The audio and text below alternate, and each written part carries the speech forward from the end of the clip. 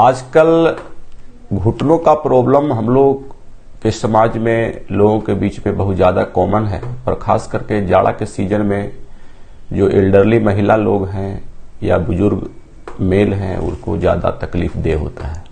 तो मैं आज इसके लिए आपके बीच में कुछ ऑस्टियोआर्थराइटिस नी जॉइंट के बारे में कुछ जानकारी देने के लिए उपस्थित हुआ हूं।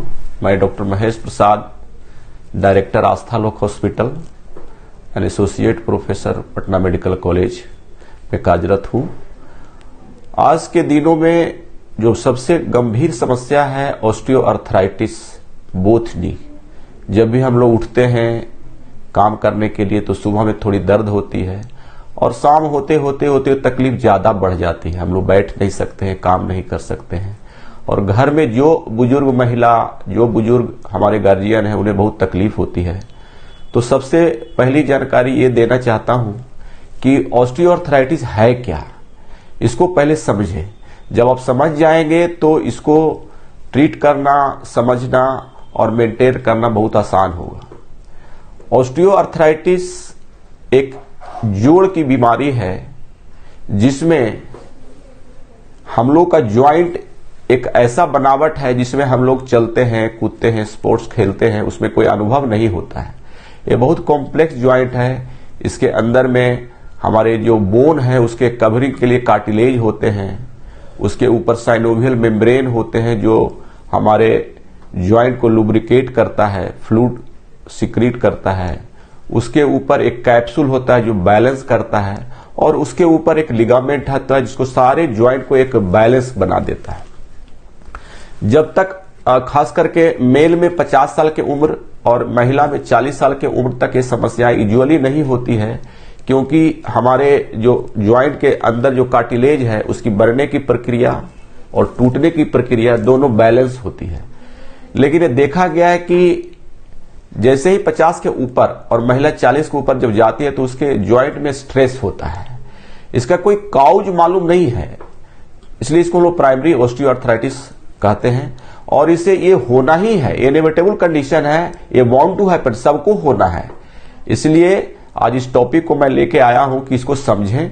इससे सब सफर करेंगे, वो चाहे डॉक्टर हो, इंजीनियर हो, आईएएस हो, नेता हो, कोई भी व्यक्ति हो, इससे बच नहीं सकता है। सिर्फ उसको बचने का एक ही उपाय है कि उसे आप मेंटेन करें, होना तो तय है। तो हम लोग इसके लिए कुछ लक्षण है जो समझना होगा।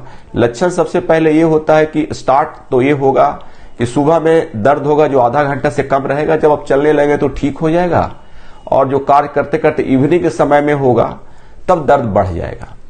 दूसरा सबसे महत्वपूर्ण पॉइंट इसमें होता है कि इसमें कोई न तो बुखार लगता है, न तो कोई ज्यादा स्वेलिंग होता है ज्वाइंट के अंदर में। ये नॉर्मल प्रक्रिया है, ये डिजेनरेटिव प्रोसेस है, सब में होगा।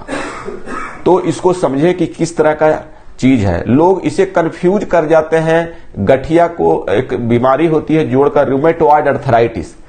वो इस गठिया और रूमेटॉइड अर्थराइटिस, गठिया में बहुत फर्क होता है। रूमेटॉइड अर्थराइटिस सिस्टेमिक डिजीज है, इन्फ्लेमेटरी डिजीज है, जिसमें साइन ऑफ इन्फ्लेमेशन जैसे बुखार, स्वेलिंग, ठंडा, पसीना, ये सब होते हैं। इसमें ऐसा सिम्टम नहीं होगा। तो ये दो डिफरेंस है। लोग आम धारणा पर लोग गठिया को रूमेटॉइड की तरह ट्रीट करते हैं और बहुत डिप्रेस हो जाते हैं, उन्हें लगता है कि बीमारी ठीक नहीं होगा। तो शुरू के दौरान जब आप इनिशियल स्टेज में रहते हैं तो 2-3 चीजों पर ध्यान देना चाहिए। कोई मेडिकल ट्रीटमेंट की जरूरत नहीं है। आप रेगुलर एक्सरसाइज करें, पौष्टिक आहार लें, विटामिन लें, विटामिन डी का सेवन करें और एक रेगुलर डेली एक्सरसाइज करें। जो व्यक्ति को थोड़ा ज्यादा दर्द है, ईयरली ऑस्टियोआर्थराइटिक चेंजेज हो गया है, ज्वाइंट के अंदर में कुछ सेल्स, कुछ कार्टिलेज डैमेज हो गए हैं, तो उसके लिए मेडिकल मैनेजमेंट होता है। उसमें कुछ दवाइयां होता है जो आप अपने एक्सपर्ट जो हैं उनके पास जाकर सलाह ले लें और उसके अनुसार आप दवा लें और एक्सरसाइज कंटिन्यू करें। अगर आपके नी में डिफॉर्मिटी हो गया है, मतलब आपका जोड़ टेढ़ा हो गया है किसी कारण से, तब चल नहीं पा रहे हैं, तब अल्टीमेट जो उसका जो आउटकम होता है वो बिना सर्जरी के नहीं हो सकती है। और आज के दिनों में इसका इलाज बहुत ही सफल है। आप घुटने का प्रत्यारोपण करा सकते हैं और उस प्रत्यारोपण की सफलता आज के डेटों में इतनी अच्छी है कि आप इस पर भरोसा कर सकते हैं। हम लोगों ने एक न्यूअर इम्प्लांट, न्यूअर टेक्निक होने के कारण जब भी हम लोग अल्टीमेट रिप्लेसमेंट सर्जरी की बात करते हैं तो लोग जो सर्जरी कराते हैं उसका अगर रिव्यू देखेंगे तो अभी महसूस हुआ कि नहीं, एक नया जिंदगी मिलता है लोगों को। तो उस पर हम लोग को ध्यान देना चाहिए। और इस तरह के ओवरऑल अगर देखते हैं तो इसका कोई काउज नहीं है, लेकिन हाई रिस्क फैक्टर होता है कि जिसमें ये चीज जल्दी शुरुआत हो जाती है। जैसे एज, ओल्डर एज ग्रुप में ये ज्यादा देखा जाता है। दूसरा, फीमेल जो होती है, महिला लोगों में ज्यादा होता है।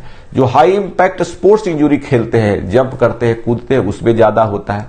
या किसी में पहले कोई तरह का इंजरी हुआ हो, एक्सीडेंट हो गया हो ट्रॉमा से, जिसके कारण जोड़ में टेढ़ापन आ गया, उसके कारण से भी इसमें एग्रीवेट कर जाता है। कभी कभी जेनेटिक लेवल पर भी होता है, इन्वायरमेंटल पता नहीं है इसका काउज, लेकिन ये सब रिस्क फैक्टर है। अगर ये सारे चीज है, मोटापा, ओबेसिटी अगर है किसी पेशेंट को, तो उसमें ये ऑस्टियोआर्थराइटिस ज्यादा होगा। तो इस कारणों को देखते हुए अपने आप को आप उसे बनाएं, और हम समझते हैं कि इतना जानने के बाद खुद को सुरक्षित रखें और अपने जोड़ को बचाएं। धन्यवाद।